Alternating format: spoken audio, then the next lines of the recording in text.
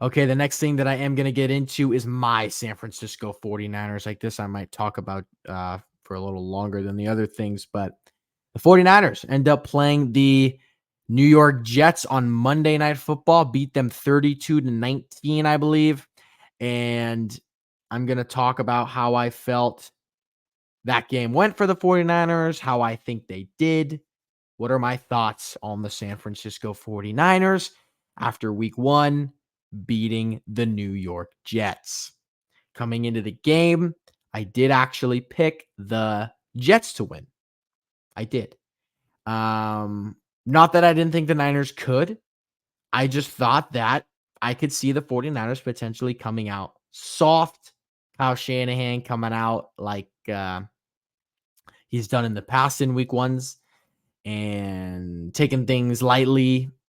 And then next thing you know, Christian McCaffrey's not playing, right? Um, I just thought, but I wouldn't have been shocked if the Niners won. That was just my pick. And I was wrong. The Niners looked good last night. They looked better than the Jets. They looked good in dang near all facets of the game. I have a couple of things that I will talk about. So the first thing is Fred Warner, man. I mean, we know this, but once that dude retires, just put him in the Hall of Fame.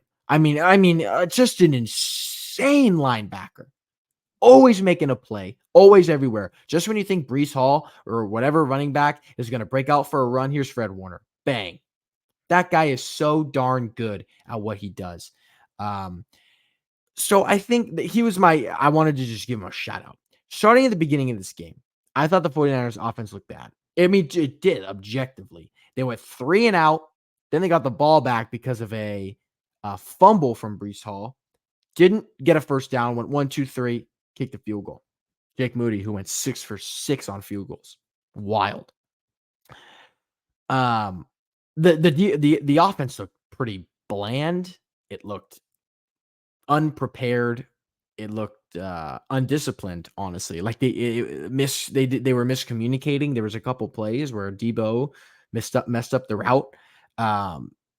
So in the beginning, it wasn't looking good. And the only positive thing to come from it, well, I'm not going to say that.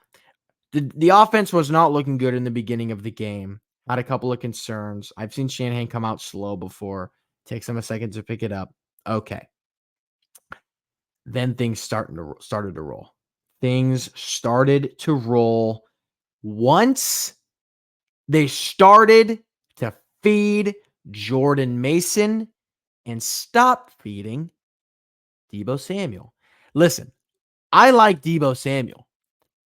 You know who loves Debo Samuel? Kyle Shanahan. He loves him. He's obsessed with him.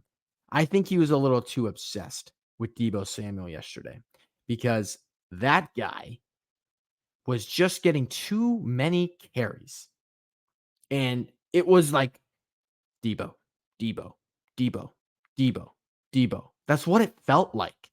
And I was like, man, it is third down. How about that third down trick play that Kyle tried to pull out of his butt? Third down. And how about you trust your quarterback? Spread the ball around. And no, they did a trick play. Oh, we're going to give it to him. Oh, we're going to give it to him. Oh, and then you lose like 7 yards. I mean, that's, Kyle likes to get cute, likes to get fancy. That's what he likes to do. Doesn't really tend to work all that often. Shanahan was feeding Debo like crazy, and I wasn't for it. That was my biggest complaint early on. And then he kind of stopped. Not he stopped entirely because Debo was still catching the ball. Ended with 9 targets, 5 receptions, 8 carries for 23 rush yards, had 54 receiving yards. I mean, he had a good game, and that's fine to give the ball to Debo. He's a playmaker. But the way he was just giving it to him over and over and over again. I was like having this obsession with Debo. It's like, I got to give it to Debo. I got to give it to Debo. Like, dude, Kyle, relax. Spread the ball around. Jordan Mason looks great. You still have George Kittle. Brandon Ayuk. He actually had his flaws. Jawan Jennings. I mean, come on. Finally does that, and the offense starts rolling.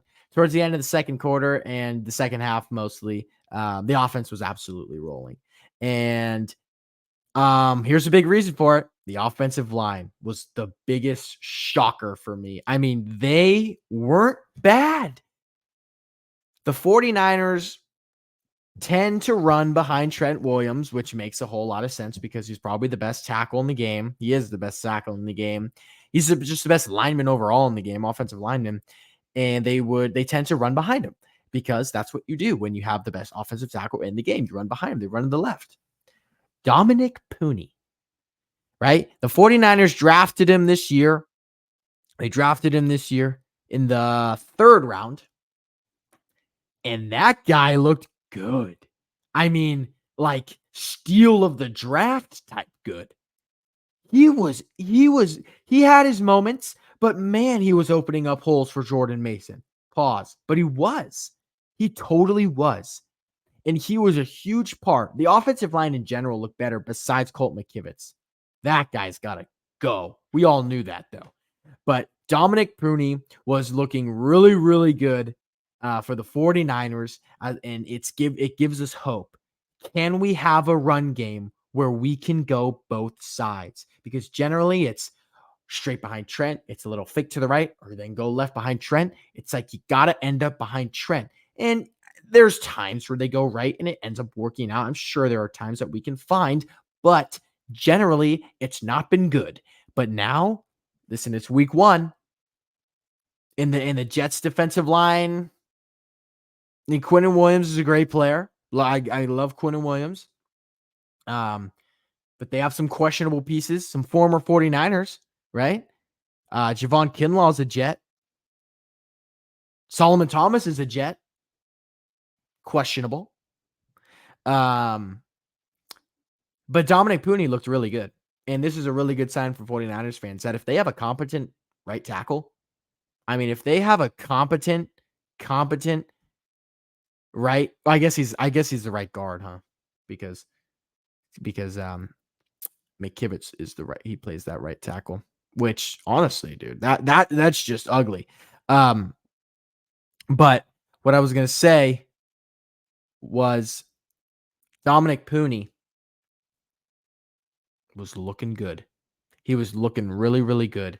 And it's a really good sign if the 49ers have an offensive lineman that looks good outside of Trent Williams. Huge for the 49ers. Absolutely huge. One thing I want to say is Brandon Ayuk, terrible. Dropped 2 wide open balls. One was a touchdown. One was a first down. That touchdown pass should have been caught. Brock Purdy placed that ball in the perfect spot it could have been. And it was like a phenomenal throw. And Brandon had to dive for it. And he dropped it. Hit him in the hands. Would have been a touchdown, but he dropped it. See, that's what happens when you miss training camp. When you cry for all this money in the offseason, you cry. You hold out on training camp. You hold out. And then last second, you take the deal that was already on the table like 2 or 3 weeks ago. Realize, oh yeah, I am playing for a pretty good team. I should probably suck it up. Miss all of training camp. Here you are week 1. That's what happens. Go to training camp so you can catch the football. Should have been caught. $30 million. I saw people on Twitter saying, should have been cut, but this shouldn't be a drop. It's a drop. He's a $30 million wide receiver. That should be caught 10 times out of 10. You want the big time bucks? You want to be hanging around the big guys like A.J. Brown and Justin Jefferson and Jamar Chase, who's about to get a bag, and Tyreek Hill? You catch that ball every time.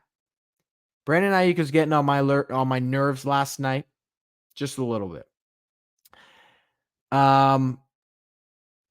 So, and Jordan Mason again looked really, really good.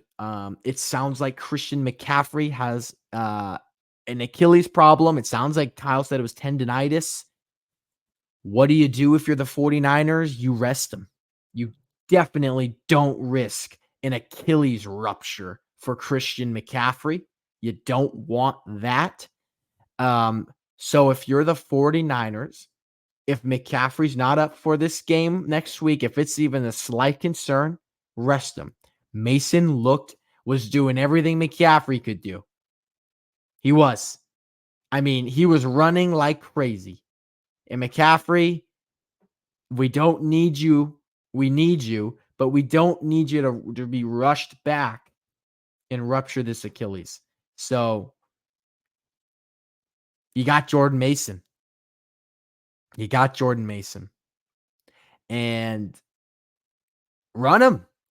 And honestly, when McCaffrey comes back, the 49ers should be giving Jordan Mason should be cutting into McCaffrey's touches. They should be splitting this, man. Take a little bit of the pressure, take a little bit of the just the workload off of McCaffrey. Let Jordan Mason handle a little bit of it, you know? I think that's what the Niners should be doing. You got a good one with Jordan Mason. He looks really, really good. So the one last thing that I will say about this 49er game, they won. I'm glad they won. Brock looked good. I didn't really talk much about Brock. He looked good. I don't really have any complaints with how he played. The offense had its moments in the beginning, but it ended up looking good. Defense looked pretty solid. Run game, offensive line was surprisingly good. So you got to be like, man, as a Niner fan, things must be looking good, man. It must be feeling good, right? You guys won week 1, man. You guys are back. So I'm not going to say that. Listen, I've seen this before. I'm not going to be one of those 49er fans who are going to come out here and be like, bang, bang. We're back. Week 1 win. Start the season off strong. Let's go. Because I've seen this before. And we normally win regular season games. And we end up losing in the playoffs. So I'm not getting hyped over this because I know it. And it's sad. Is it a sad way to be a fan? I wouldn't call it that, but I could see where people would be like, dang, that's a lamer way to be a fan. Although I don't believe it's lame. It just on the outside, people might think that. You know who to blame is Kyle Shanahan. You can blame for that because he's tainted my view of this team. I believe that this team is really good and will win some regular season games, but ultimately all I care about is a Super Bowl. So if they can't do that, why the heck would I get happy over a week 1 win against the Jets? I'm not getting too hyped over this. The Niners should win this game. The Niners should win almost every game on the schedule. They're the best roster in football. You got to hope this is the year that they can finally win the Super Bowl because that's the expectations for this team. If I was a fan of the Detroit Lions or something, a team that's just it's now becoming good, you're getting hyped over every win. That Sunday night win, you're getting hyped. And I get it. That's awesome. But the 49ers have been here before. And I have no desire to get absolutely overly hyped over a week 1 victory. Just not me. I need this team to actually show me that they can win a Super Bowl. And when they're hoisting up that Lombardi trophy, I will get hyped. That is the moment I will get hyped. Until then, not going to overreact. This is a good team. We know this. We've seen this. They should be winning these games, and they are. And I'm glad. I'm not mad. I'm glad they're winning these games, but I'm not overreacting. They have to win a Super Bowl for me to be satisfied with this team because they've made it so many times, yet they can't finish the job.